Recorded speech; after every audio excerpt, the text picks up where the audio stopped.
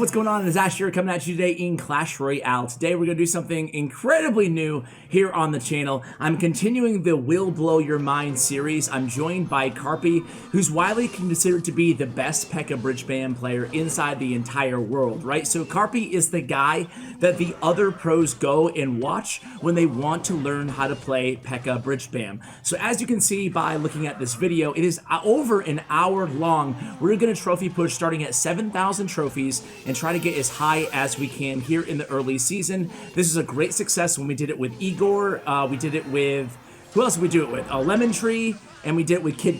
So this is the fourth installment of this series, but there's a big new element that I'm adding to this series. About 2 weeks ago, I announced that I have a CWA hotline. That is Clash with Ash hotline at yahoo.com, where you guys can send me your voice memos, either with clan shoutouts, balance change ideas, or card ideas. So in between every match, just because it's such a long video anyway, to give us some talking points other than just the gameplay, which we'll focus on every match after like the first minute or so, I'm going to play your audio kind of call-ins to the hotline, and we'll talk about your balance ideas and stuff like that while we're watching Carpi. So here we go, guys, already inside the first match, and I want to continue to make this a series where I have the hour-long videos of one of the best players in the world playing their signature deck and incorporating something else to these videos. So all these hour-long videos that I have on the channel, I plan on, if you guys like it, of course, I'll read your comments on this video to see how you guys feel about it, but I think that you guys will probably like it. I'm already a big fan of it after just listening to a bunch of your voicemails. I had over 1,400 voicemails come in, so suffice it to say I'm including like 15 or 20 or however many matches we have in this video, but that's going to be, you know, the majority of you won't get yours read, but I do want to invite Seth from Supercell on the channel to answer a bunch of your card ideas, your rework ideas, you know, and all that stuff. So anyway, I blabbed through most of this first match here against Carl, but it looks like we're going to have a victory to start out this video. There should be a lot of victories. I'm not sure if you saw in the very beginning, but Carpi in the clan chat, I was like, good luck, and he's like, not needed, bro, not needed. But again, I hope this video serves you both as kind of a great video to bookmark in terms of providing the best caliber gameplay for PEKKA Bridge Spam you can come back to. You can just focus on the gameplay and entertain you with your balance ideas in the meantime. So let's go ahead and get into our first one here in between matches. Alright, thanks for listening to my idea. So as you saw in the subject, I think making the mirror 0 elixir would be really interesting. I just don't think that there's any way to really fix it with like so many different cards with different utilities. I think like if you play the 0 elixir mirror and it does nothing, it just cycles through your deck a lot faster. So it's essentially like having a 7 card deck. And I don't think it's going to replace like the defensive value that you get out of 1 elixir skeletons or ice spirits. But I think you know, like in those really weird golem cycle or those weird like Mega Knight cycle decks, I think that the 0 elixir mirror could actually have an interesting utility. You just place it down, does nothing, just cycles through your deck faster. That's my idea. Okay, that's an interesting one to start with here. The 0 elixir mirror idea that does nothing.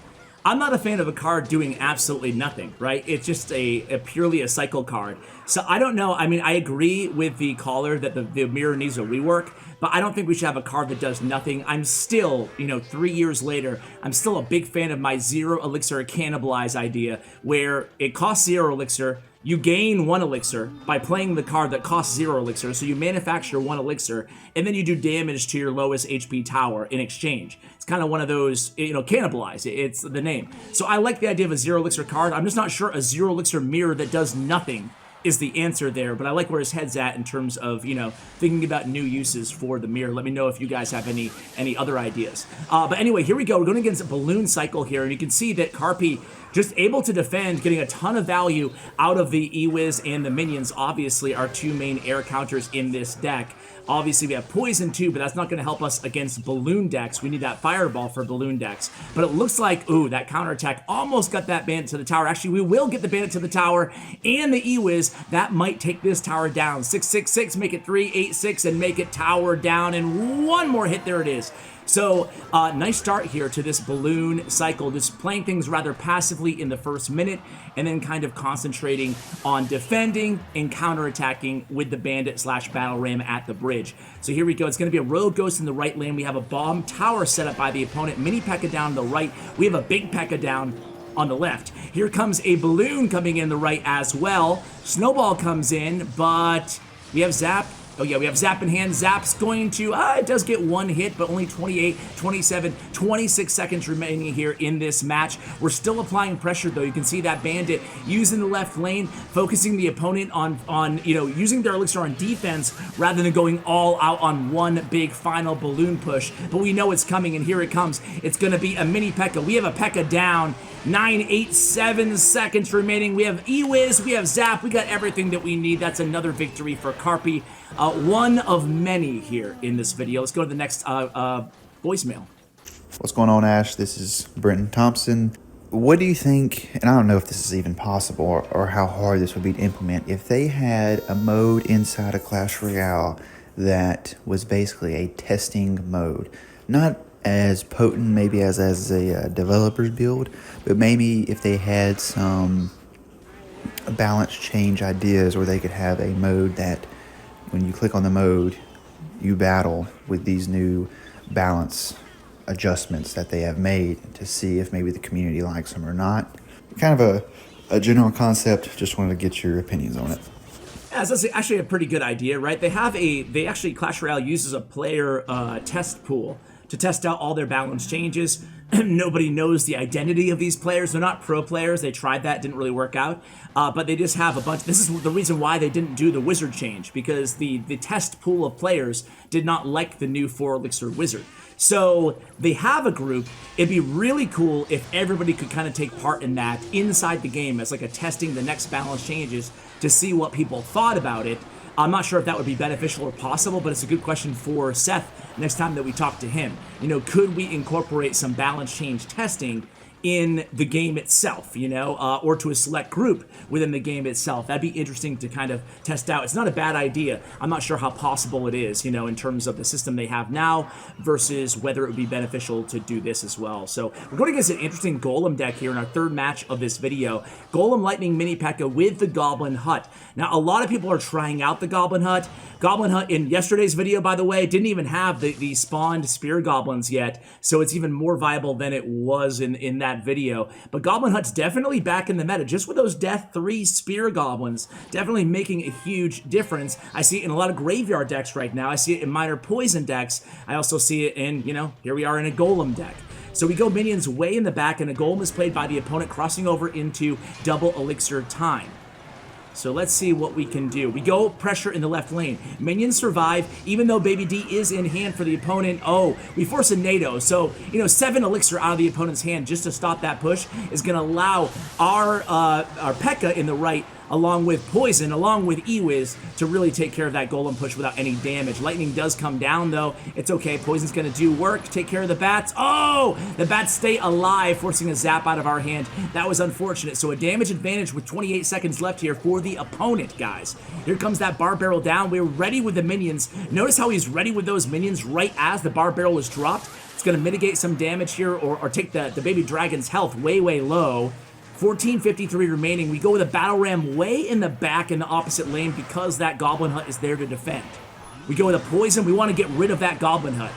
We go with a bandit too. We know mini P.E.K.K.A is in cycle. Another Goblin Hut comes down into our poison. 1 second remaining, crossing over to sudden death, guys. We have 1 Royal Ghost on that left tower. Here comes the minions doing work on that Night Witch. 9:63 remaining, 790. We're in the damage lead. 10 seconds into overtime, 45 and change away from triple elixir, which we don't want to be facing against a deck like this. Here we go again, applying that pressure with the poison, with the battle ram, with the bandit, trying to keep that E-Wiz alive, and we're doing a good job of it. Just forcing so much opponent or elixir out of the opponent that they can't get into their offensive sequence, aka a Golem. Oh, right on cue, a Golem at the bridge, and there he is. It's a Golem played in the right lane at the bridge, and we go all in the left. The Royal Ghost gets to the tower. That's going to be GG. Royal Ghost gets to the tower. Well done. Well done. On to the next voicemail, guys. Hey, what's up, Ash? So I got a fix for the greatest card in the game. So basically, the Elite Barbarians should be turned into the Elite Barbarian. So that means it's a 3 elixir card with only 1 Barbarian. Now the card's role would probably be similar to the Bandit, where it's a mini tank and it's great at rushing. So it could fit in a bridge spam deck maybe. Oh yeah, one thing is you gotta give me free Elite Barbarian training if you use this in any video, alright? So that's the deal. Is that the deal? Alright, sounds good. You get a free class. By the way, we're going against 2.6 here against Dynamite, who's a great 2.6 player. And 2.6 is the most difficult matchup for PEKKA Bridge Spam. Let's pay attention to how Carpi handles it. On the Elite Barbarian idea, I love the idea of reworking Elite Barbarians. I'm 100% on board. I think they're the worst card in the game, especially now that Heal's not in the game too. However, and look at that. You see those minions, guys? You see those minions in that bandit? It's because Carpi knew that he was going to try to kite with that ice golem there. And look at all the value we're getting out of this push here, guys. And now we have, because of the zap, we have the P.E.K.K.A. She's going to connect for 1. 2 hits on that left tower. Wow, well done. All because of that minions, those minions in the bandit play in the right lane and at the center of the river there, right, guys? Definitely something to notice there in that little kind of decision by Carpi. Anyway, like I was saying, I don't think that changing them to 1 Elite Barbarian at 3 elixir is the right idea in the way that that caller exemplified. I feel like that would make it, just he said the same thing that I'm going to say, right? It would make it too close to the bandit, a 3 elixir pressure card at the bridge. Is that what we really need right now? You know, I guess that would be my only feedback. Although again, kind of like the mirror idea, I agree there needs to be a rework to Elite Barbs. Just not sure, like making him the same as Bandit is the solution there. I think that making it into 1 Elite Barbarian is totally cool, but it would have to be different. A bit different than maybe giving it a shield. Maybe making it like a slow-moving tank with a huge shield that has more damage than a normal shield. I don't know. I like where his head's at, just don't want to make it too close to the bandit. And here we go, guys. We have a nice damage advantage, so we're applying a lot of offensive pressure here to this to Dynamite. I can't believe we got that much damage. Now we're going to get that cannon down, and we're going to connect, I think. Oh, we connect to the left tower with that battle ram. Here comes the Hog Rider on the right. We have Ewiz in hand. Ewiz does come down on that Hog. Carpi scores that left tower down. Fireball comes down from the opponent. Ewiz still alive, equalizing our damage on both of our defensive towers with 12, 11, 10 seconds here. We still have not lost a match, ladies and gentlemen, in this video. It's going the same way that the Igor and the Cake Kid and the Lemon Tree video went. I'm going to have Carnage, by the way, on the line with Icebo coming up soon. Let's go to the next recording here, see what you guys have to say. So my name is Nelson Bailey, and I think I have a really simple and exciting idea, which would be the first legendary building in the game. This building would be the Ice Spirit spawner, and it would probably be similar to the Fire Spirit spawner. Probably spawn the spirits at the same rate, cost 4 elixir, and when you destroy it, it drops a free spell. So it would be, that's what would make it legendary. And I think it would be a great addition to the game. He threw me off there at the end. At first I was thinking, why would that be legendary though? Why would an Ice Spirit spawner be a legendary card? And then he's like, it will freeze everything. Interesting. I don't know how that would... Imagine if you had like a huge radius, like picture like the, I don't know, the arrow's radius of freeze, that it was so... And here comes another balloon cycle deck, by the way, with the skeleton barrel, which is everywhere right now, in case you guys missed it. Nice counterattack going on the right. But yeah, as far as the Ice Spirit spawner, there's another legendary building voicemail coming up somewhere later in this video, and I think I like that one maybe just a little bit better, but I do love the idea of both an Ice Spirit spawner, but the Bat Cave. Why isn't there a Bat Cave, right? Should be like just like a Tombstone, a 3 elixir unit that just spawns bats out of a bat cave, right? But do we even need a new spawner in the game? I'll leave that question to you guys. Anyway, going against Nothing Nowhere here. I really am in favor of a legendary building. The freezing on death is an interesting idea. I mean, what is it going to do? Freeze the Hog Rider that kills it? I guess, right? I don't know. Anyway, here comes the Executioner in the right lane. Here comes the Lumberjack too. It's going to be a balloon push. Here comes that balloon too. We go with the P.E.K.K.A immediately, then we distract the Executioner with the P.E.K.K.A, and we go with the minions. The opponent just left saying, wow, he just took a bunch of Royal Ghost damage to his left tower, so it looks like this might be like 6 in a row. I will check in, later on in this video. We're only 15 minutes in or so. I will check in with you guys and see where he is. Again, we started around 7,000. I checked in between one of those matches. We're at around 4,000 in the world. We're going to keep playing for a long time here, so we'll see how high he can get here in early season. Ewiz comes down on that skeleton barrel in the right lane, 50 seconds remaining. We have an Executioner in the back. Poison coming down. Bandit, is not going to charge.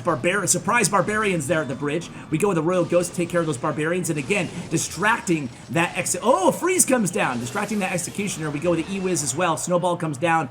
He is going to get at least one balloon hit. Can we mitigate? Can we keep it to 1? We can. So that was really good. We also hold that Executioner no hits on the tower, and we counterattack with the Battle Ram. So Battle Ram and Ewiz coming down, and you're just seeing the pressure that Carpi applies even when he's in the damage advantage. No hesitation on that poison there. Get rid of all those Barbarians. We have Ewiz in hand. We have Zap in hand too. We go with the Zap. We go with the Ewiz high on the balloon. 5 seconds remaining. 4, 3, Freeze is in hand, but not enough elixir to play it. We take the left tower down. That's going to be GG. On to the next voicemail, guys. Hi Ash, I wanted to bring up a discussion on the Elixir Golem. So, even though it has come to be the closest thing to being quote-unquote balanced than ever before, I still feel it is a very broken card. Ever since it was added to the game, the concept of the Elixir Golem has always eluded me, as out of context it seems very odd. A 7 Elixir Golem that you get for 3, it just seems very dumb. Players often abuse this toxicity by pairing it with cards like Battle Healer, Earthquake, or E-Dragon. In my opinion, the Elixir Golem adds no depth to the game and is in need of a serious rework. I am interested as to what you think about this and maybe some possible ways to rework the card. Thank you. Yeah, it's a good one. I think that E-Golem, especially in that Battle Healer deck, like the caller said, is super, super annoying and broken. It just seems unfair. I'm sure, and speaking of unfair, we take down that left tower really, really quickly in this match here, not even 1 minute in. And just the opponent, Enigma, if you go back and watch, I was kind of, paying, oh my god. Look at all this damage we're getting to the King Tower here now. 623. This one's going to be GG's, and he already gives the good game here. P.E.K.K.A's in the back for the opponent. They have Dark Prince, they have Bandit too, so they haven't thrown in the towel here, the opponent. And oops comes down from Carpi. I think Carpi thought that he was handing him the game there, right? So we'll see how we defend this. But yeah, to that caller's point, I do agree. Dark Prince here on the left. I do agree with him actually that that deck with a Battle Healer, when it gets to your tower with like an E-Drag, an Elixir Golem, and a Battle Healer, you just can't defend it, and that does seem inherently broken. This game does not seem like a game that is meant to have undefendable pushes, essentially, Even with Golem pushes and stuff, you're still a way better chance at defending or mitigating damage, but sometimes when they come in with a Battle Healer, they take your tower down. It's like, okay, I know I'm going to get 3 crowned. I can't stop this. I have Fireball in hand, who cares? I have Ewiz in hand, who cares? I have Mega Knight in hand, who cares? Everything's going to be healed up by the Battle Healer with the E-Golem. I think that synergy is broken between those two cards. I think that with Battle Healer, somebody else mentioned this, I'm not sure who first, but someone said that it needs to give back the Elixir earlier, or more Elixir. I think there's something that can be changed with the battle, keeping the spirit of the Elixir Golem intact, but giving a successful defense of the Elixir Golem, making it even more rewarding than getting the few Elixir back. The opponent throws in the towel here, guys. It's going to be Poison Cycle range. Excuse me. But yeah, I do think that it needs to maybe, I don't know, but I do feel like it's not maybe OP, but it's still kind of broken. Let's go to the next voicemail here. Hi, I'm a CWA subscriber, and my brother and I have an idea for a new card that could be incorporated into Clash Royale. So we thought the combination of the two cards, Fisherman and Hunter, is very good because the Fisherman can draw cards or troops towards the Hunter so that the Hunter can blast it from a close range. So this new card called the Pirate, which is like a mix between the Hunter and the Fisherman, would have a grappling hook in his right hand to bring troops close to him, and then a shotgun in his left to, like the Hunter's shotgun, to kill them quickly. So it would be a tank buster, but it would also have the mechanic of the Fisherman. So I hope you consider our idea. Thank you. Yeah, no problem. Shout out to you and your brother and all the other callers, by the way. Thanks for the support. I think that that's actually a really cool idea, as long as it was expensive enough, because it sounds like an OP card, a hunter that has a shotgun or a fisherman that has a shotgun like a hunter. I feel like that would need to be like a 6 elixir card. But I love the idea of being a tank killer, right? Picture that card against the elixir golem that we just talked about, right? To me, that's a good idea. I like the idea of conceptually, I like that idea, and I feel like if you make it expensive enough, like 6 elixir or so, I feel like that card is going to be a tank destroyer. Make Golem a little bit less oppressive, make Elixir Golem a little bit less oppressive, and make, Royal Giant's still not strong right now, but it will negate Royal Giant. It will negate Hog Rider. Yeah, it's just got to be really expensive because that's such a strong card concept. Here we go against another Hog Cycle deck here, guys. I think it's the Earthquake version with the Firecracker. We go with a P.E.K.K.A way in the back, and that's one strategy that you'll notice that Carpi employs a lot against Hog Cycle and fast cycle decks. It's all about building one big push on your weak side tower behind your P.E.K.K.A, right? So let's see what he does. And here he goes. He's going to go all in here, realizing the opponent probably has the Earthquake as their last card. We'll see. P.E.K.K.A takes it down, and we get on the tower, a bunch of minions, but still not able to get that one big hit off with that P.E.K.K.A. The opponent gives the well played. We go with another P.E.K.K.A way in the back here. Let's see if the opponent decides to attack with a Hog, or decide to just let this go. They're going to let it go. Instead, they go opposite lane with all-in push here. We have E-Wiz, we have, beautiful E-Wiz and Battle Ram combo. Notice how the Carpi is not afraid to use that Battle Ram on defense, guys. And here we go, it's going to be a Royal Ghost. Again, minions, we saw that play in the first Hog Cycle match, right? Minions right there, even with the Firecracker there. He plays the minions right on the bridge, just knowing the opponent's going to kite that P.E.K.K.A every single time. And again, it results in the same result as last match, where that P.E.K.K.A gets her way to that left tower, gets a swing in or two, and then boom, game over again against these really difficult matchups. Fast Hog Cycle is very difficult, even though we have the E-Wiz and the P.E.K.K.A. If you played PEKKA Bridge spam, you know it's an issue. Next voice. I wanted to make this as soon as you made the hotline, but I knew that I should wait till Season 10 began so I could see how they buffed the Fire Spirits, and if I still wanted to tell you this concept afterward. I was super surprised they didn't do anything to the Fire Spirits, but since they didn't, I'm going to go ahead and tell you my idea. My idea for buffing the Fire Spirits is to combine all 3 of the Fire Spirits together to make one giant Fire Spirit. I know it sounds crazy, but I think it could really be a cool thing. The size of it would be about the same size as if you mashed all the Fire Spirits together. It would do as much damage as 2 Fire Spirits, or double the damage of 1, and it would have slightly more health than the Ice Spirit. It would also have increased damage range, being the same radius of a zap. This would not only solve the problem of it having trouble taking out a minion horde, or it being killed before it jumps by ranged troops, but it would also make the card separate from the furnace, so that buffing the Fire Spirits wouldn't make the furnace too overpowered.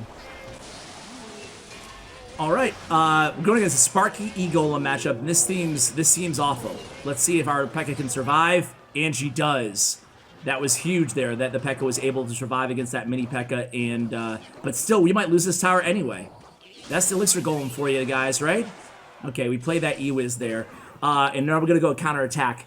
So that was an interesting idea, huh, guys? You said you might think this is crazy, and I do think it's a little crazy. You make it a brand new card. It's not a Fire Spirit, because he said he didn't want it conflicting with Furnace. Nice E-Wiz kind of stopping that Sparky in her tracks momentarily. A wow comes down from Carpi, excuse me, as he sees this Sparky. I think he's wowing at the fact that he's playing against an Elixir Golem Wizard Rage Sparky deck. And it might take his tower here too, guys. Nice zap comes down, but that E-Golem will, with that raged up E-Golem is gonna solo that tower there. I don't know about making it, I think I'd rather make it 4 Fire Spirits instead of one big clump of a Fire Spirit, because what, couldn't it just die to zap or whatever? I like the idea of making it maybe 4 or 5 lesser powerful Fire Spirits.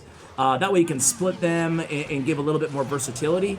I don't know. That's one of those ideas. I'm not trying to poo-poo your idea here, and we take that left tower, so we're right back in this. Actually, we have the damage advantage.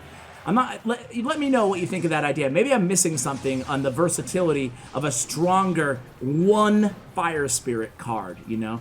Anyway, 35 seconds remaining here in this match. What is this deck this dude's playing? I gotta say, the low skill level Ashe here, I see this deck that this dude's rocking, Mister, and I'm like, I kind of like this deck. He's got the Rage, he's got the Sparky, he's got the Dark Prince. These are simple cards, you know, and right up my alley here. But we'll see. I think that Carpi has him, now that he knows what he's up against here, I think he has a game plan. We go with the Bandit way in the back. We also go with a nice Royal Ghost there. It's going to make sure Bandit stays nice and healthy. We're going same lane as is Sparky. We go Poison, so just trying to Poison chip that tower down right now is going to be our ultimate goal. This is the points in matches where I love to see the decision making of these players. So we use our E-Wiz in the left. We have a few options though. We go with the Bandit way in the back to charge on that Sparky, hopefully. She is going to charge on Sparky, that's great. And then we're just focusing on defense against this Elixir Golem here on the left lane. Dark Prince in there for our Bandit. We get a nice ton of Elixir off of killing that Elixir Golem in the left. 30 seconds into overtime here. Bandit's going to chain charge from the, what was it, Dark Prince to the, okay. We got a big push going on here, guys. We get Zap goes down. We're going to connect, I think. They zap too, but it doesn't matter. We have a Barbarian on that tower. Barbarian takes it down. GG's. GG's. Had a PEKKA almost at the King Tower too. Let's go to the next voicemail. Hey Ash, I only have a couple ideas, but this first one is my favorite. In 2v2, there needs to be a button after the match that allows you to change deck slots so you don't have to exit the game all the time. So they could just put a button at the end of the game next to exit or play again that allows you to click 1 through 5 to change the deck slot so you don't actually have to leave. And my second change is a new game mode. A lot of them feel very similar, so I'd like to see an arena destruction mode. So as time goes on, parts of the arena crumble and you can't place troops there anymore. But you can place spells, it just wouldn't do anything. And, oh yeah, and another friendly reminder for your New Year's deck progress video with Carpi. Love the videos, keep up the good work, and thank you for your time. Hey, thank you for the voicemail, man. And yeah, you got Carpi. You ask and you shall receive. You got Carpi right here, man. But yeah, I think that was some of the best ideas so far, honestly. What about you guys? I love the idea of arena destruction. Like the whole arena falls apart and you can't play troops in certain areas. I'm not saying it's the answer to bring Clash Royale back to its glory days, but it's something that's a little bit more outside the box than some noob E-Barb Rush challenge. Like, who thought of that one, right? So, I like the idea. I really do. I think it's a really cool arena destruction idea is pretty cool. So here we're going against a, it looks like the Mega Knight Skeleton Barrel deck, which is right back in the meta. I have a really long video with Dandelion, the best player with the deck that we're playing against right here, and that will be coming up in the future too. So definitely stay tuned for that. Maybe tomorrow on that video, we'll see. So we actually make a connection there with that battle ram, staying aggressive there. Can we defend against the Zap comes down? Let's see. We have Zap in our hand too, so no big deal. We take down their left tower in exchange for about half of our right tower. Not a bad trade there, especially against this deck. That can be really annoying with all the spam coming our way. And just because they have Mega Knight and we have PEKKA does not mean we have matchup here, because they have Inferno Dragon, we have Zap and E-Wiz. They have a lot of Swarm too. So this is a trickier matchup than people realize just on face value. We go with a Poison there, and that's something that I see players do a lot against those big kind of Swarm pushes with this deck. Or some players don't do it enough, right? But I've seen Carpi do it a lot, where he'll just go with the Poison. You know, I'll give him 200, 300 damage, whatever. But I'm just going to go with the Poison on defense. So here we go with the minions down. Battle Ram's going to distract some of those skeletons a little bit. Allow that one minion to clean up. The Oops comes down. I'm not sure where the mistake was made. Did we miss a Zap or something from Carpi? Either way, only 20 seconds remaining. Here comes that Mega Knight. We have PEKKA in hand. Shouldn't be a problem.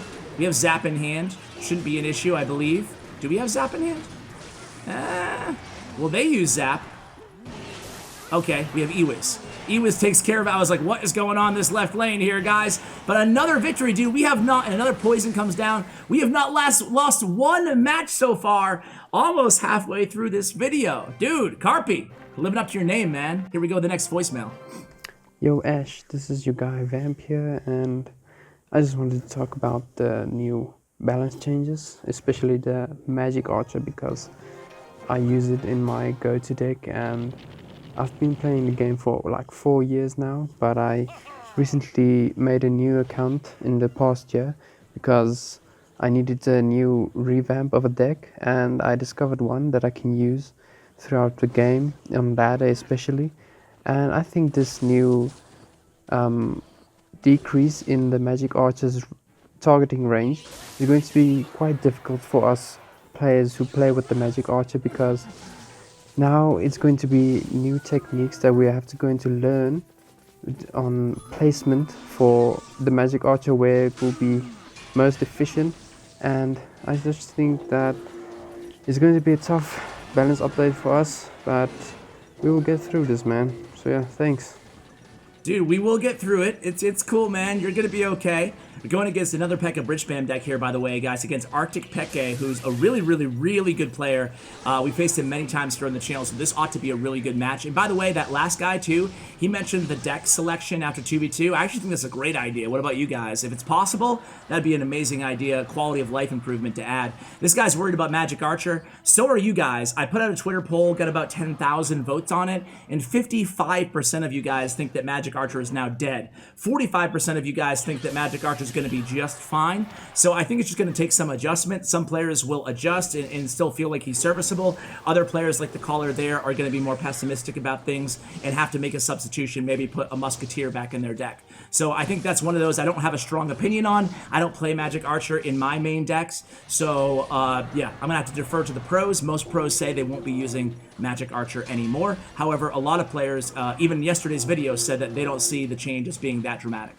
Anyway, here we go. It's going to be left-hand pressure. Now that the P.E.K.K.A is out of hand for Arctic PEKKA, we go in with that Battle Ram. It does connect on that left tower. We're going to have a dual lane push to deal with. We have Ewiz in hand, though. We also have the Bandit. We go Bandit, the cheaper option against that Dark Prince. And now a Bandit from the opponent comes down the left lane as well. Their P.E.K.K.A takes down our P.E.K.K.A, and here comes that Ram Rider. So we'll see what we can do here. Nice Ewiz. Notice how we saved Ewiz there against that Dark Prince? He uses the Bandit instead. We'll probably take this charge. Yep, we do. No big deal. But we had Ewiz in hand. We forced out a poison from the opponent, but still able to defend that Ram Rider. When you see Dark Prince with P.E.K.K.A, or you see Baby Dragon with P.E.K.K.A, you can usually assume they're playing the Ram Rider version of the Bridge Spam, not the Battle Ram. Usually Battle Ram has the minions, the Royal Ghost as well. Sometimes it has Magic Archer instead of minions. Carpi still prefers minions over Magic Archer. He did even when Magic Archer was really strong last meta. So here we go. It's going to be a poison coming down in the left. We have Royal Ghost, kind of ghosting his way into that Bandit. Bandit will stay alive, get a charge off against our P.E.K.K.A. Poison comes down. Here comes a P.E.K.K.A on P.E.K.K.A here in the left. We have minions down to help support this. We have a Battle Ram meeting up with that Ewiz in the right. So things looking pretty good here, I guess. All things being equal. Okay, here we go. Big push coming in the right. We have Ewiz in hand. We have Royal Ghost helping out too. Nice job there. And immediately, without delay, we go in the left with a Battle Ram again, forcing a card out of the opponent so we can put some more pressure here on the right. This is a really, really tight match here, guys. Neither player connecting for a ton of damage on the other's tower. Let's see what we do. Go again, Royal Ghost. Nice job kind of sneaking behind that Barbarian onto that Ewiz in the left lane. 15 seconds or so remaining before triple elixir time, then things are going to get crazy. We mirror P.E.K.K.A on P.E.K.K.A in the left, playing P.E.K.K.A into their P.E.K.K.A when you can fight on our side of the arena is always a great play, and Ewiz is great against P.E.K.K.A as well. A poison will come down immediately from Arctic PEKKA, and then again, applying some opposite lane pressure. Dark Prince is down against our Battle Ram, Ewiz is down. Maybe we'll poison here, maybe we won't, we do poison. Now we have a P.E.K.K.A and some minions going down the left. They will have to be responded to, and he goes in with a kite from that Bandit. We have a Bandit charging against that Dark Prince, and another P.E.K.K.A here at the bridge. The opponent has P.E.K.K.A in hand, they use it. We go to Battle Ram in the left. Oh, that stupid Ram Rider is going to stop our Battle Ram. We need a damage advantage here, guys. This is going to come down to a tie. Who's going to have more damage? A big push coming in the right. We go with a beautiful Battle Ram to pull everything over. Beautiful Ewiz to make sure we stymie that baby deep before we get to the tower. I thought we were going to lose right there, guys. A Zap comes down, Ewiz comes down. We have a Royal Ghost in the left. We have a Bandit in the right. Bandit's going to charge into that Ewiz. Here comes minions down the right lane. Oh my god, can we get any damage to the tower? Royal Ghost gets a hit on the left tower with 7, 6, poisons down, 5 seconds remaining. That's gonna be GG, that Royal Ghost MVP, and then the poison zap comes down. We will win on the tiebreaker against a great player. Still not one loss in this video. Carpi is insane, man. I wish I was as good as Carpi. Let's go to the next voicemail. What is up, Ash? I just saw your video, and it's something I talked about with my friends for a little while, and it's something I think about playing the game, is that we don't have a building that is a legendary card, and we don't have a building that does splash damage to air troops. We have one that does splash damage to ground troops, but we don't have one that does splash damage to air troops, and I think the perfect card for that would be a legendary wizard tower as our legendary building. Yeah, so I agree with you. Now, I think it's safe to say that Supercell has probably tested Wizard Towers, multiple times by now. I know when I talked to the game team way back in 2016, I don't think anybody remains on the game team who started Clash Royale that is right now. They're still great. That's not a shot at them. It's just a fact. But I remember talking to them way back in the day, and I remember them saying that they were testing Wizard Tower. This is years ago. They never added it to the game, so I'm assuming going against Golem here against Tristan Pro, I'm assuming they didn't love the Wizard Tower when it was actually in the game. But I think it'd be a great option for a legendary building. Like, people mentioned Wizard Tower and Eagle Artillery, like the 2 Clash of Clans cards, right? But I think it'd be a great idea if it was balanced correctly, because it would give a viable alternative to just Baby Dragon NATO in every single deck, or at least a lot of decks, So I do think it'd be cool. I like it maybe a little bit better than the Ice Spirit Spawner for a legendary, not just conceptually. I think Ice Spirit Spawner is a fine idea too. But for a legendary building, I'd be really curious to see what they could do to make it possible, because obviously they've tried it and it hasn't really worked. Look at this counterattack here, guys. We use that P.E.K.K.A on defense with the Royal Ghost and the E-Wiz. They all come down the opposite lane, and just like that, we score a huge damage advantage, about 800 damage or so in this match with 50 seconds left. It's another Goblin Hut deck with the Golem. So Goblin Hut Golem seems to be a thing here against Tristan Pro. This guy, the last card has to be a NATO, right? He has Ice Wiz and the Baby D. Good thing about this deck, it's more NATO proof than your average deck, right? They can activate their King Tower off of a Royal Ghost or a Bandit or I guess an E-Wiz too. But at the end of the day, it's not, they can't just NATO everything together with a Baby D and stop all of your pushes, right? So nice poison here. We do miss on that Goblin Hut place at the last second, but we're going to be able to stop this Golem before he dies on our tower. We don't want to catch all that death damage. We're leaking some elixir here. We go with minions in the back. Carpi's one of those players too, guys, it should be mentioned, that Carpi does leak elixir on purpose a lot of times. We saw it during that match that went way deep into overtime. It was the one against, I think, the Rage. The Rage deck with the Elixir Golem. I noticed a few times he purposely leaked Elixir to allow the opponent to make the first move, right? That's something you have to be comfortable with if you're going to play a deck like this. It's not always advantageous to make the first play in exchange for saving 1 Elixir, and that's something you notice a lot with Carpi. Now, this could be our first loss here, though, guys. Can we stop this Golem from actually getting to the tower here? E-Wiz, Baby D, P.E.K.K.A, or no Baby D. Oh, Baby D on the defensive end. What am I saying? P.E.K.K.A's gonna stop this push, not before those Golemites get to the tower though. Make it 16, 1494. We still have the damage advantage. Feeling all right. Poison comes down. Carpi's gonna take that poison value whenever he can get it. NATO does come down. It's okay. We're able to stop. Oh, that Bandit. Beautiful Bandit, forcing a weird Goblin Hut out of the opponent. Actually, we'll get the job done, though. Stops the Bandit and the P.E.K.K.A. We're in triple elixir time. The opponent's going to try to cycle in the back and get a Golem at the bridge. Carpi's going to try to just cycle into the same lane, and it's going to work, guys. He's going to get a Barbarian to the tower. No. Actually, Dark Prince stops. All right, here we go. Here's that Golem at the bridge. The opponent has Lightning, too. We got to be very careful. We go in with the poison. Uh-oh. Lightning does come down. Uh-oh. We need another. Okay, Zap comes down. There it goes. We're able to spell a cycle there. Woof! That was close there against a Golem matchup that should be easy on paper, but can be more challenging in practicality. Let's go to the next voicemail here, guys. Hey, Ash. I really think the Firecracker could use a nerf. You know, maybe a range nerf, or even just like a health nerf so that it could die to log. Okay, Firecracker needs a range or a health nerf. Let's go to this next game. I feel like Firecracker. I actually feel like Firecracker is very annoying, but balanced. What about you guys? I think for 3 elixir, she shouldn't die to log. I don't know. Dark Goblin dies to log, so why shouldn't Firecracker die to log? Now I'm playing both sides of the fence here. I'm on the fence on this one. Firecracker dying to log and maybe doing a little bit extra damage? Because I think if she dies, she feels balanced but annoying to me. She doesn't feel like, oh my god, Firecracker's so OP they need to nerf the hell out of her. I don't feel that way about her, but I do think she's an annoying card to deal with, and I don't feel like she's OP. I don't know. What do you guys think about Firecracker? Do you guys like that idea? Make her die to log just like Dark Goblin? I'm on the fence. I'm on the fence. I don't think she's OP. That's the problem, but I do feel like she should die to log too at the same time, right? So interesting call. Thanks for calling in there. So here we go against Logbait. We're 40 minutes into the video, and we haven't faced Logbait yet. So Carpi, let's see.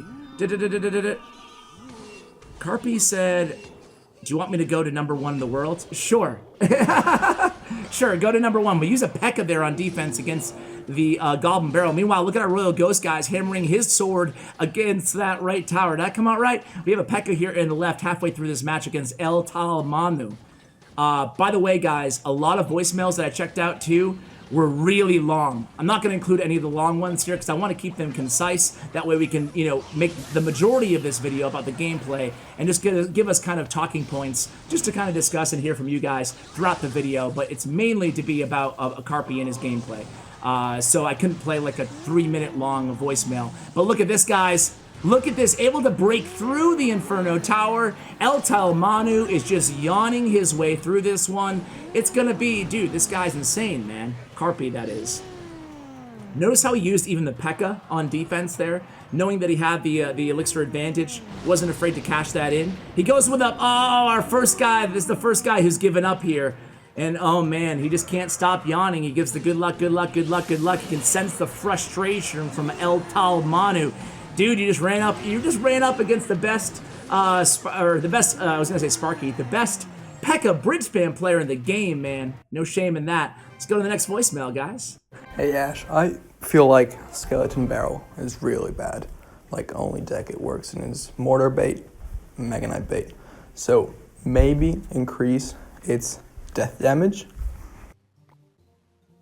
Okay, so increasing the Skeleton Barrel's death damage. Well, guess what? They just increased the Skeleton Barrel's movement speed. That one was left actually right before the balance updates were announced, to be fair to that guy. So I actually think the movement speed, I mean, you'll see the Skeleton Barrel, its use and its win rates just skyrocketed the last 2 days. Granted, that will probably come back down a little bit after the meta adjusts. I hate overreacting right in the very, very beginning of the meta, but it's very safe to say that it's much better with a faster movement speed. And here we go. I see the Inferno Dragon. I think Skeleton Barrel, again, against Lobizon here. Here we are, still undefeated in this video, unless I missed a loss, but yeah, there was no loss. I would have known. So here we go. It's going to be an Ewiz against the Inferno Dragon. That's a matchup we'll take, forcing a Fireball out of the opponent. We go with a Battle Ram in the left, making sure we have Zap in hand for the Inferno Dragon. We go ahead and use it there in the right. So here comes a Baby D in the left. I think it's a Lava Hound deck here. So not a Skelly Barrel, but rather a Lava Hound. We go with the Battle Ram. Minor Baby D is going to do a good job in stopping it. So how are we going to handle a Lava Hound double Dragon matchup here? We will see. So Bandit's going to die off to the Baby D, but more importantly, Baby D only gets one shot on our left tower. Inferno Dragon cycled in the back by the opponent, Lobizon, and we go with an Ewiz way in the back as well in response. Here comes that Bar Barrel pulling that Royal Ghost into the Barbarian, allowing the Inferno Dragon to do some work against him. We guard everything with the Battle Ram. Fireball misses that Battle Ram there, forcing in arrows out of the opponent. We don't connect to the tower. Guards are down in time. Nice defense there by the opponent. We go with an aggressive P.E.K.K.A here at the bridge, realizing that Inferno Dragon's out of cycle for the... Ah, shoot.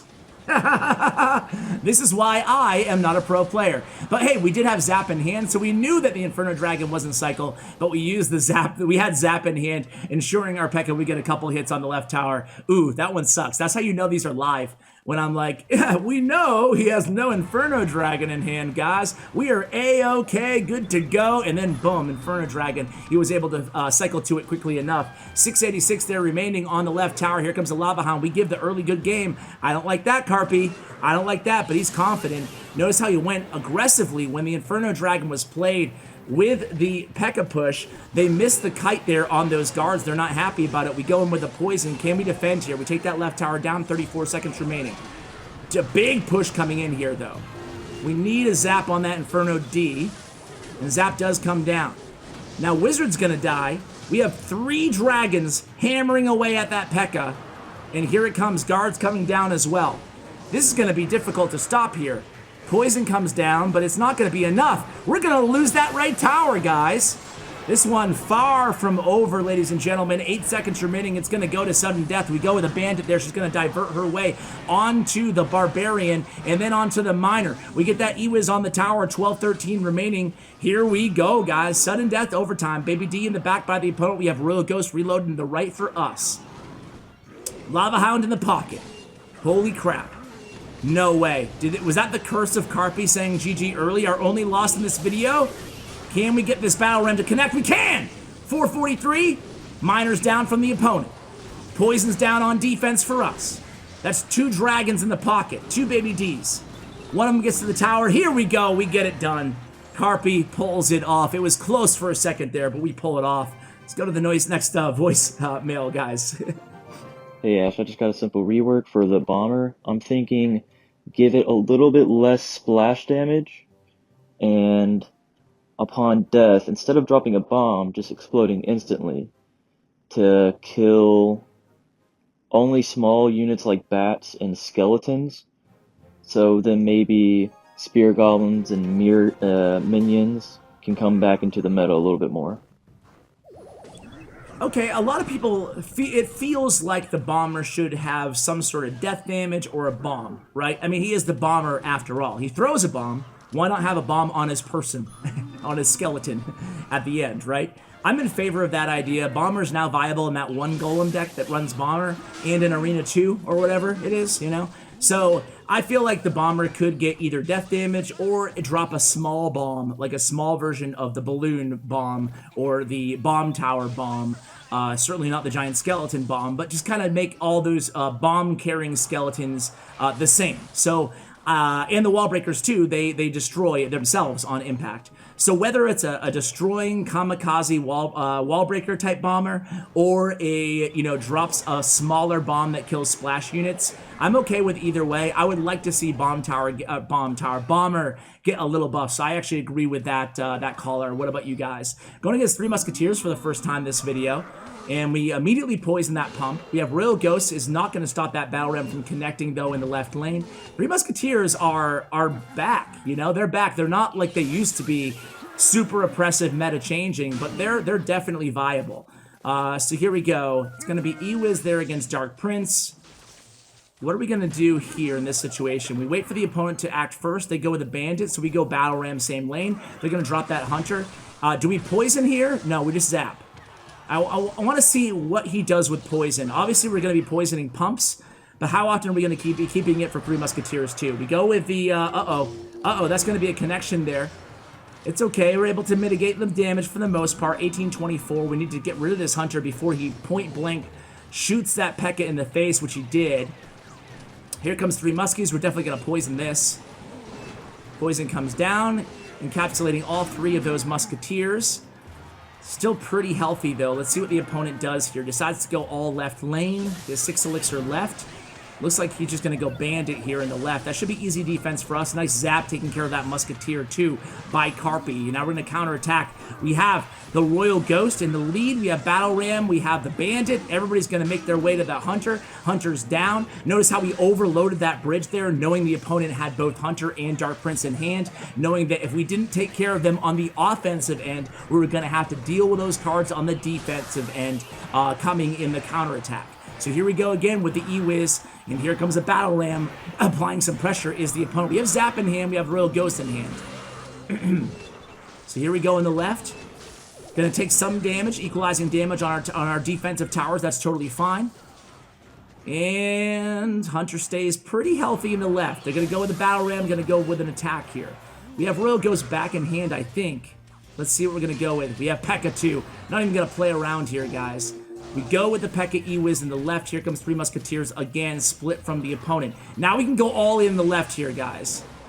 Here comes the Poison on one Musketeer. We have two Musketeers and an Ice Golem in the right. We have, oh, there it is. Royale goes beautifully back in hand to defend. Doesn't even matter. We didn't even need it. Able to take that left tower down. Well played. On to the next one and the next voicemail. Jeez, man. This guy does not lose. Hi, Ash. I love your videos and watch them almost daily. Regarding fire spirits, I think I have an idea of how to fix them. So first, you can delete the 1 second wait time after deploying them. And you can also maybe nerf the damage they deal if the first reason makes them too OP. Yeah, so fire spirits. A lot of you guys sending voicemails about the fire spirits. It's definitely one of those cards that everybody wants to like, everybody wants to use. Some people do use them successfully, but at the end of the day, the use rates and the win rates just are not good. And how do you balance them appropriately, like our previous caller said, and still, look at this P.E.K.K.A, one hit on that left tower, and Bandit charges on the right tower. What a good start to this one. This guy gives the good game. He's using the Happy Noob Viper deck, too. 860 remaining on that tower. So Fire Spirits, it's... I still love the idea of just making 4 so you can split them in 2 and 2. I guess that's how I feel about them. What about you guys? What are these 2 Fire Spirit ideas do you like the most? Let me know in the comments. We go with an E-Wiz and a Royal Ghost here in the left on defense. That was the first hog attack coming halfway through regulation from the opponent this match. We go with Royal Ghost on that Valkyrie in the left. Let's see. And what do you guys think? Let me know so far. I mean, it's 50 minutes or so into the video. You should know by now if you like me incorporating in these longer 1 hour plus videos. If you like me including your ideas for various things, you can see that a lot of these are card ideas, a lot of these are balance change ideas, even a couple quality of life ideas in here. I think it adds a little something to the video and personally, but I also want to be very careful not to take away, like I mentioned, from Carpi's gameplay. So here we go. It's going to be a big push in the left. We have the P.E.K.K.A down. P.E.K.K.A's going to take care of that Hog Rider because the most important offensive unit for the opponent is down. And again, just loading up on that bridge. We have the Royal Ghost ready there for those Gobblers trying to protect that Executioner. And the opponent desperately trying to cycle to another Hog Rider. Not going to happen here. So we're sitting really, really pretty here against another Hog Rider deck. Royal Ghost getting a hit on that left tower. Here comes another Hog push behind that Valkyrie in the right. We go with those minions and the P.E.K.K.A. So we'll take a Hog hit or 2. Nice NATO by the opponent, but kind of a desperation move at this point. We also score a Bandit dash on that left tower, and another good game comes down from another opponent here in this video. Insane, the work of Carpi. We're going to go ahead and kite that Valkyrie to the other lane. We have a defense set up here utilizing that Bandit and the E-Wiz. We have Zap in hand in case we need it. We don't need it. We're going to put pressure on there onto the King Tower. 4 seconds remaining, and that's going to be another good game from Carpi. You see why the pros watch this dude to learn bridge spam, guys. Seriously, this guy's, we've heard Bag mention him and Vulcan mention him too. Let's go to the next voicemail though, guys. Hey Ash, thanks so much for creating this amazing opportunity. One card that I thought would be important to discuss, maybe have a pro come on and show us some examples of how to play it, how to use it, decks with it, is the Hunter. Because I feel like the Hunter is a very strong but kind of underrated card. And I think it has some interesting mechanics, such as, like, what I figured out is, like, if you drop the Hunter right on, like, a baby dragon or a wizard, it can take it out with 1 shot. But if the Hunter's already on the table, and a baby dragon or wizard's coming up on it, the Hunter won't go close enough to the opposing troop to deal that full amount of damage to be able to take it out. So, like, placement of Hunter, I feel like, is very important, because, like, to get the full value of a Hunter, I feel like it's important to drop it right on their troop so it gets that 1 shot, it takes it out, instead of, like, playing it in the back behind the King Tower so it comes up like that, like, so it comes up with the rest of your push. And I think it's just a really interesting card that it would be cool if you had someone come on and discuss with us. Thank you.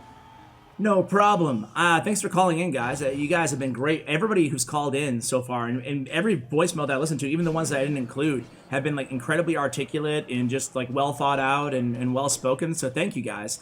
So yeah, in terms of the Hunter, I think that that's by design. The fact that Hunter does not like automatically get close enough, I think that's what keeps the power in check of the Hunter, right? Because Hunter's a super strong card. I don't think a lot of people realize, the caller realized, but I think the Hunter is one of the stronger cards out there. I run Hunter in my Three Musketeer deck, and I love the Hunter's versatility and the fact that he's such a great tank killer too. I would definitely, the next time, to answer his question though, the next time I have a pro on with any sort of a Hunter deck, I will ask specifically about the Hunter's role, how they use him, how they don't use him, and how they make sure the timing and placement is correct. So here we go, guys, against Shadow here.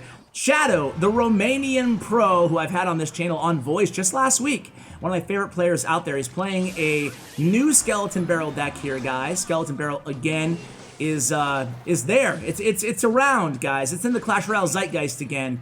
And let's see how Shadow does with this deck. This is the Dark Goblin version of the deck. And the second card is kind of bleeped out there, but I think Minor Poison are the last two cards. Actually, I could be staying corrected. It's Mega Knight. My bad on that. So here we go. It's a big Mega Knight push, knowing that P.E.K.K.A is out of hand for us. Shadow's going to take that left tower, I believe. No? Let's see. Shadow knows he's going to have trouble defending against this P.E.K.K.A here. Shadow needed to take that tower down, but our minions, our Ewiz, and our Bandit able to put in work there on the defensive end, and all of a sudden, just like that, things are not looking so good. Carpi has him in his line of sight, in the crosshairs.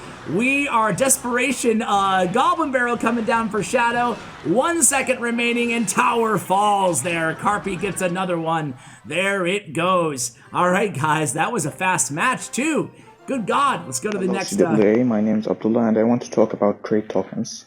So I found this problem about trade tokens a couple of days ago while I was trying to upgrade my Hog Mini PEKKA Firecracker Cyclo deck. So I realized that a common trade token, you need 4 common trade tokens to upgrade a common from level 10 to 11, and you need 5 epic tokens to upgrade an epic from 10 to 11, and you need 4 legendary tokens to upgrade a legendary from 10 to 11. However, you need 8 rare tokens to upgrade a level 10 rare to a level 11 rare. And this is so hard to do. Like, you only have 10 rare tokens at a time, and like 8 rare tokens, that's so much. So I suggest making the rare tokens trade 100 cards instead of 50. So it can be 4 trade tokens to upgrade a level 11, a level 10 to 11. Thank you very much, and shout out to my clan. I got witches. Okay. Thank you. Shout out to your clan. And I feel like this is a voicemail that I wasn't sure if I was going to include or not. I almost didn't, because I don't use trade tokens. That's the downside. I don't have a clan. I have a clan, but I just use it for recording, and I don't like, it's not full. It has like a few of my, my Discord moderators or whatever in it. And it has like Mortal, the PUBG Indian YouTuber in it. So like just a couple like special guests, but we don't chat or trade. So I don't know the math. I should kind of know this because this is my job too, but I don't know the math behind trade tokens. But I included it as kind of a call to action to the community. Is he right? Do you guys agree with that? Is there a glaring problem with rare trade tokens? Is this something that I need to ask Supercell about as well? Is it something I should ask Supercell about? I just wanted to let you guys know and give him kind of a platform to share that concern. Maybe he's right, maybe he's wrong, but I figured you guys would know if that's a good idea or bad or by design. Anyway, here we go, guys. It's against 2.6 again, and it looks like we're going to be able to break through again. We're cutting that P.E.K.K.A around. No, a cannon is down. So again, against Johannes here, it's going to be a very difficult matchup. This could be an L. We'll see. But again, just like last time, we start with the P.E.K.K.A way in the back, right? They're going to go Musketeer in the back. They're going to try to cycle 2 Musketeers and 2 Ice Golems. 1 Ice Golem to kite. We're going to apply some opposite lane pressure here. The same thing. We'll probably have minions right in the center again. Let's see. We go with the Ewiz. Cannon number 1 is down. It's actually latching on to the Royal Ghost. Now they cycle to the second Musketeer into the second cannon. You can see why this matchup is so difficult, right, guys? Another cannon in cycle by the opponent. And they could, let's see, they're going to go Royal Ghost in the left here. We go with another Musketeer. So double Musketeer push in the left. Gonna go with Hog Rider 2. We have P.E.K.K.A in hand, though. So 1 second remaining. Okay, they do score 1 Hog hit, though. And again, they can defend with such a positive elixir trade. They're gonna just be doing the same thing over and over again. They have a Musketeer down. Here comes those minions. We have Ice Golem down, trying to get that Bandit and P.E.K.K.A away. But here it goes, a big push. Can Carpi pull this off again? Ice Spirit. They're back to another cannon. Ooh, P.E.K.K.A. Oh, does get a hit on that tower. A wow comes down from the opponent. That's going to cost them, and they wasted that cannon, essentially. I think they were still one card away from that Ice Golem, though. Here we go with a Musketeer way in the back. Almost triple elixir time. The opponent's going to have to start spell cycling here because we're going to have trouble getting through multiple cannons. They're going to have trouble getting through too. But hey, Fireball comes down. Ice Spirit comes down. The P.E.K.K.A's still alive. Log comes down. Minions on the tower. Another cannon's down. 58 seconds remaining here, guys. Ooh, the Ice Golem at the very last second. I thought this one was over. I thought it was over. Poison comes down from the opponent. We freeze. Okay, they do score one hog hit for 373 remaining on the left tower. 295. One more zap and poison will get the job done here on our behalf. And here it goes. Fireball comes in. Here comes the log. Hog Riders coming in. 58-19 and towers down. Carpi pulls off another victory. And we were 168 in the world at the before the last victory. Let's go on to a voice. Here, I saw your YouTube video, and I've been a fan of yours for a couple of years now. I have a hot take about what Supercell wants to do with the Wizard. I have been kept up to date with the Wizard, and I know they want to test dropping the Elixir down. Well, to me, this is a major problem, and in my opinion, they should delete the Wizard from the game. It is more annoying than the heal. I'm at about 5,600 trophies, so I'm not a pro by any means, but I'm not trash either. So when I face over-leveled players with Wizard, it just gets too much value out of lower-level cards. But when everything is maxed, it's impossible to get enough value. And with the Executioner, the Witch, the Baby Dragon all having their roles in the meta, and even Fire Spirits, it looks like they're gonna buff them. I think my hot take is that Wizard should be deleted from the game. It is too annoying, it's too easy to overlevel, and it is the most annoying card in Clash Royale right now. So, thank you, and hopefully you see this. Okay, so the Wizard, most annoying card in Clash Royale. I know a few of my viewers agree with you. I love the birds chirping in the background, probably getting a little fresh air with the social distancing and stuff right now.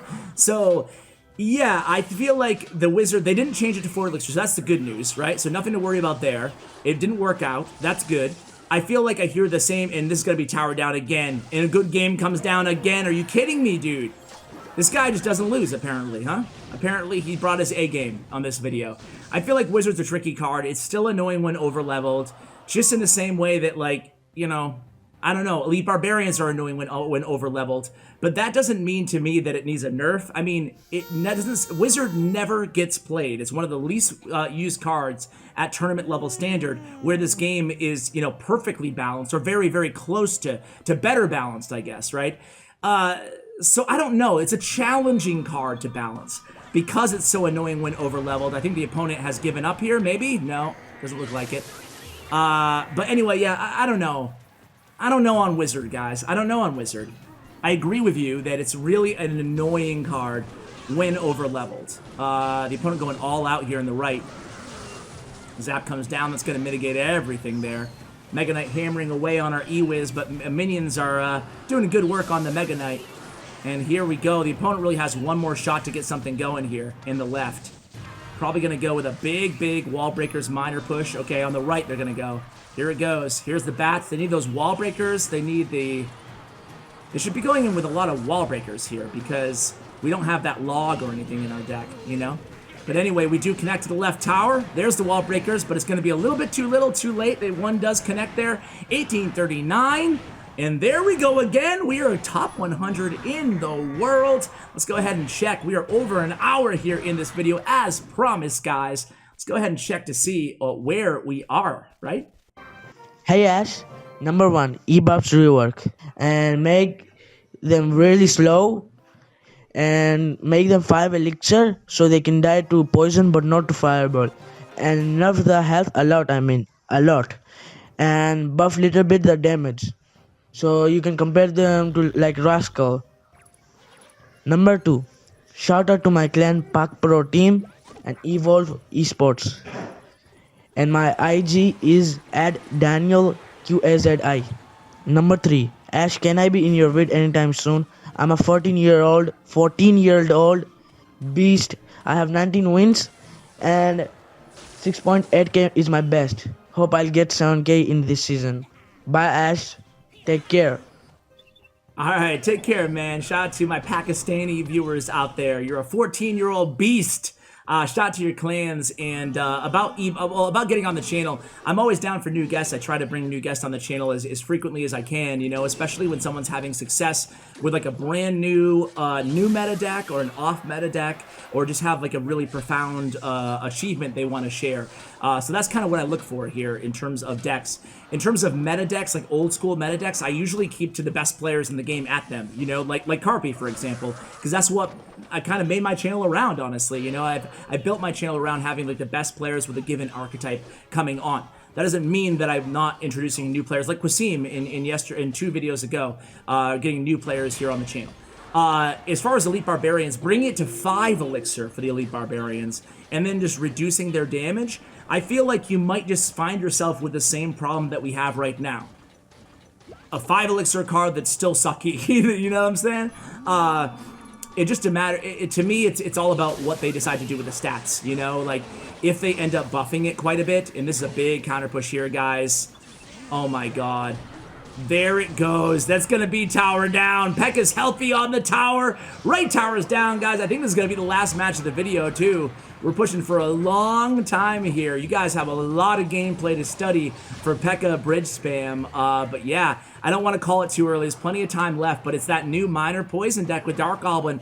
Carpi does not seem to be worried about this Skeleton Barrel deck, or Skeleton Barrel at all, right? He's able to defend pretty easily using the Zap and the E-Wiz. Having both those weapons in the deck along with minions, as you just saw, is giving us a great opportunity to not have to be scared of this new kind of in vogue meta card with the Skeleton Barrel. So here comes a big push in the right again, is using the Royal Ghost to stop that Dark Goblin, and again having E-Wiz and Zap both in the cycle. Easy defense there with 18 seconds remaining. So yeah, with the E-Barbs and the Fire Spirits, 2 cards that a lot of callers are calling in about. I think that a lot of my callers are on the right track in terms of these are cards that need to be rebalanced. Just not sure how, you know, just not sure. But anyway, 2 seconds remaining, guys. Huge shout to Carpi. Follow Carpi on social media, guys. Check out his player profile, thanks to statsroyale.com. Both of those, I mean, Carpi gave us a lot of his time today in all this trophy pushing. So give this guy a little bit of love. Definitely an incredible player, as you saw in today's video, right? Just insane. He finishes 47th in the world, started at 7,000, 6,400 trophies. Guys, thank you so much for watching. Huge shout out to Bren Chong, my YouTube partner. Check out his information in the description below. Thank you, and as always, take care, guys. He's tired.